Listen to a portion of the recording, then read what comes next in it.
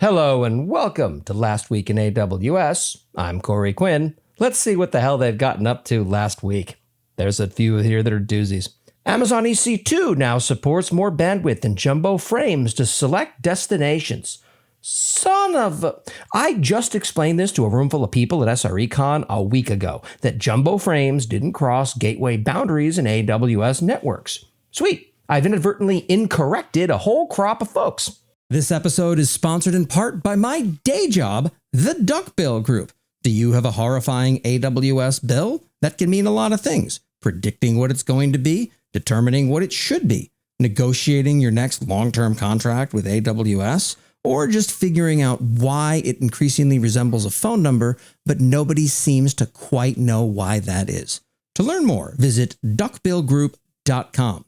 Remember, you can't duck the duckbill bill. And my CEO informs me that is absolutely not our slogan. API Gateway launches support for dual stack IPv4 and IPv6 endpoints, which is a super handy feature that's quite timely, assuming it's still 2015.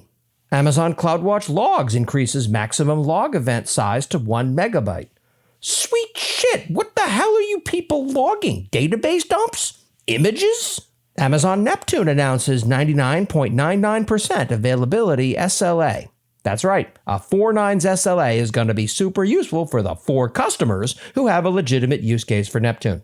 Announcing the general availability of Amazon VPC Route Server. This is awesome. You have to learn BGP to do it, but you can now dynamically modify the AWS route tables on the fly to drop appliances in and out, potentially useful for NAT gateway replacements.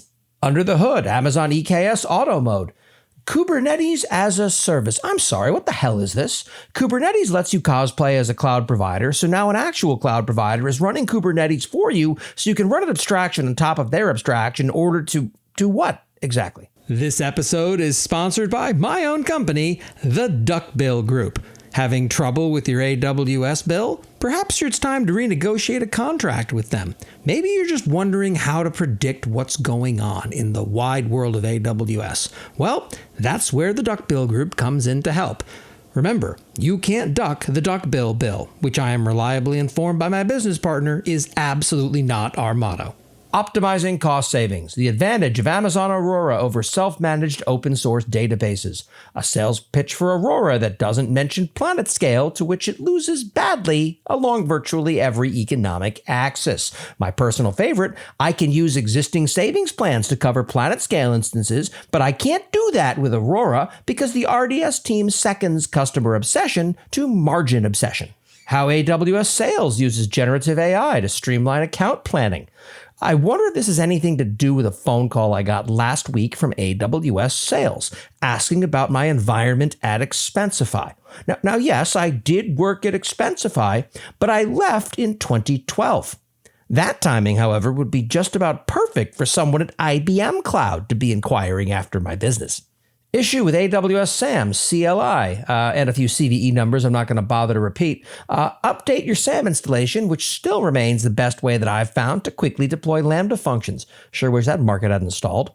And finally, they're trying to keep it quiet, but once again, the SageMaker team has moved too quickly and given too many permissions to an IAM role. Emails went out, but you should know by now you can't hide from me, AWS. And that's what happened last week in AWS. Stay salty.